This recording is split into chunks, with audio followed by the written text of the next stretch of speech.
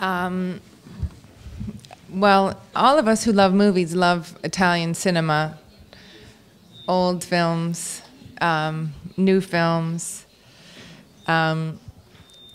It's amazing to be in Europe and see that each country has a very flourishing cinematic world of their own, and that you don't need to necessarily look to other countries to be fulfilled by cinema. It's wonderful. I would absolutely love to. It's been a long time since I've worked in Italy. I did a film here, God, I don't know, maybe almost eight years ago or something like that.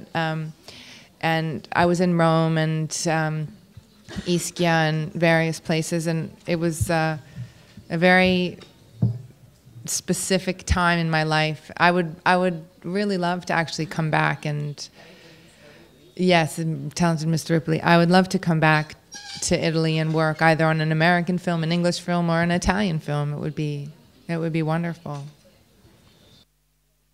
Yes, I choose my own scripts, definitely. Except sometimes I call John to get his advice.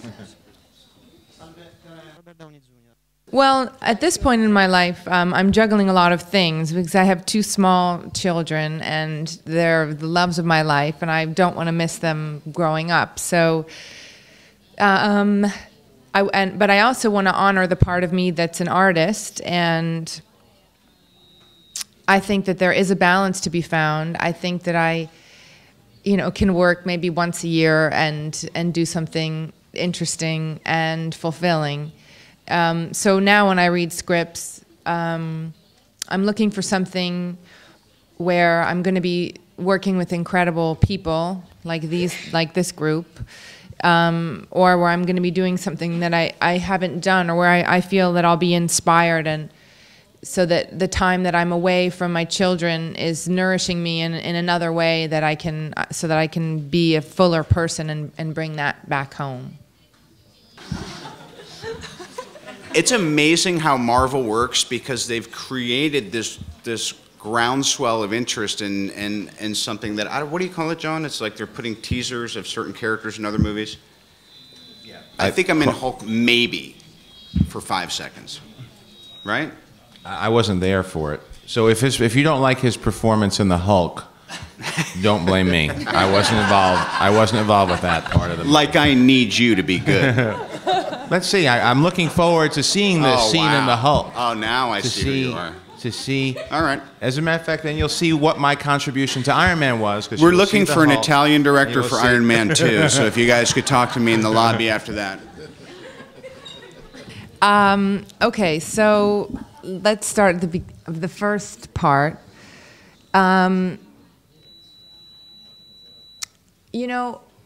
Obviously, in this day and age when celebrity has become what it is, I think there are parts of your life that you keep private and hidden, so that you can have an inner life, so that what you have in your life is real. But our job as actors is to not hide anything and to be as raw and open as possible, even if you're playing a scene where you're meant to be concealing something. So I think it's essential to be very unhidden in your work, and in your life, you negotiate it how you can. Yeah, after I had my son, I had some postnatal depression, and it was very difficult. I didn't feel like myself at all. I was, well, if anyone's ever had it, they know what it is. And I think I was able to get through it. I started to kind of address it once I started to come out of it a little bit, and then I really addressed it, and luckily I was able to kind of turn it around and get everything back to normal, and lots of alternative therapies and exercise, and I came out of it, and it was okay. But it's something that a lot of women go through, and they don't they don't know what's wrong and they don't have an outlet, and you know, you have to deal with it in order for it to get better. So, you know, that's why I suppose when I was asked about it, I talked about it, because, you know, I think it's a very isolating thing, and you feel like you're the only person who's ever felt that way. Well, in the United States, very few people knew Iron Man. The character's been around for about 40 years. He's part of the original pantheon of Marvel characters, but still only the comic book reading culture in the United States knew who he was. So there was a tremendous challenge to introduce this character. And since it was Marvel Studios' first film, self-financed, I felt a responsibility to stay true to how he was depicted in the books. So there are so many comic book movies out now, and comic book movies with Batman, who everybody knows, and the Hulk and Spider-Man, which, you know, I know back home, very popular. Here, I assume, as well, better known. So the challenge is, how do you educate the public? Now, fortunately, because the online community is so vocal and so global, by presenting the core fan base with casting choices that they appreciated, with a take on the material that honored what they had grown to love, and then thanks to these enormous events like Comic-Con in San Diego, where we would sit in a room with 6,000 people who were avid fans and show them footage a year ago, that began the conversation and the groundswell of interest that has slowly bubbled its way up into the mainstream. And then, of course, in casting the people to my left, everybody's curious what Robert Downey is going to do now. Robert Downey playing a superhero, I think, piques people's curiosity. I remember when I heard that Johnny Depp was going to do Pirates of the Caribbean, I was all of a sudden curious about this project that I otherwise had no interest in. And Gwyneth Paltrow, having not worked in a long time, for her to decide to do a movie that's this commercial with these people, I think piqued people's curiosity.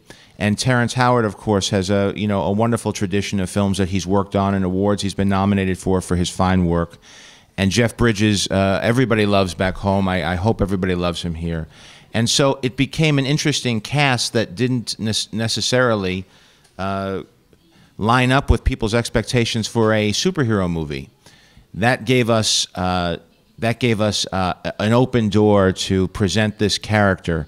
And I think this cast defines the character, and if they like what we've done, then the imagery of the character is so, you know, iconic, with the suit of armor and with the bold color scheme and all the wonderful things he could do thanks to today's technology and the groundbreaking work that ILM had done on movies like Transformers, and we were able to use that.